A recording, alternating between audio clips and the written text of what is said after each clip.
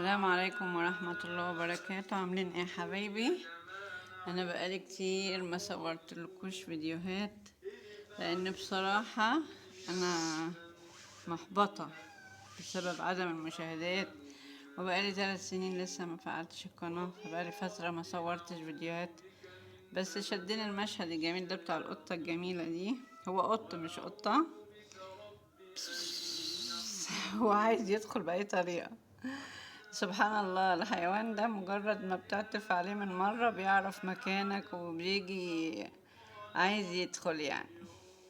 انا سمعت صوته بينونو في مدخل العمارة، ففتحت لقيته واقف على الباب بتاعي. رحت حطيت له يعني اكل وميه وكده، بس هو برضو مصر ان هو عايز يدخل. وانا بصراحة مش عايزة ادخله. بيقعد بقى يخربش في السجاد وكده، وانا مش عايزه اتعلق بقطه تاني بسبب القطه اللي انا ربيتها بصراحه وتوفت وكده، فكنت ببكي عليها كتير وبعيط، فمش عايزه اتعلق بقطه تاني. فهو بص انا قافله الباب، الجرار عايز يدخل باي طريقه. هو صعبان عليا والله، بس انا مش عايزه اتعلق بيه. صعبان عليا ونفسه يدخل، بس انا مش عايزه اتعلق بقطه تاني. هو هيمشي بقى، بس صعبان عليا بجد، صعبان عليا. عايز ايه؟ عايز ايه؟ عايز تدخل؟ ما انا بصراحة مش عايز.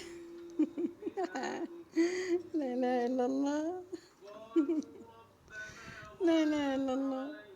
معلش بقى، انا عايز تدخل، مع ان والله العظيم مش انا اللي مربياه، والله العظيم مش انا اللي مربياه. انا بس عطفت عليه، بس ما تخربشنيش. عطفت عليه بس وحطيت له اكل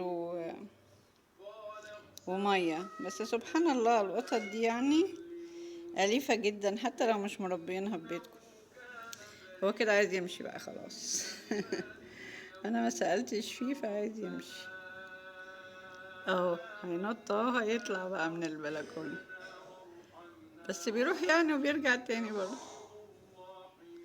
معلش بقى، يا اسمه مسمينه سيد هنا في المنطقة، مسمينه سيد. بس انا ما شاء الله عشان هو ضخم قوي مش عارفة ليه سميته ضبش، عشان ابني اهو ماشي اهو. افتح بقى الباب، هو ماشي. اه هيمشي بقى يسرح. بس الحمد لله انا حطيت له برضو اكل يعني وكده، عشان ابقى ضميري مستريح يعني. حطيت له اكل وميه. لا اله الا الله سيدنا محمد رسول الله. انا سميته ضبش عشان ابني حفيدي يعني كان عنده قط زي ضخم كده، وكان مسميه ضبش، فانا مسميه ضبش.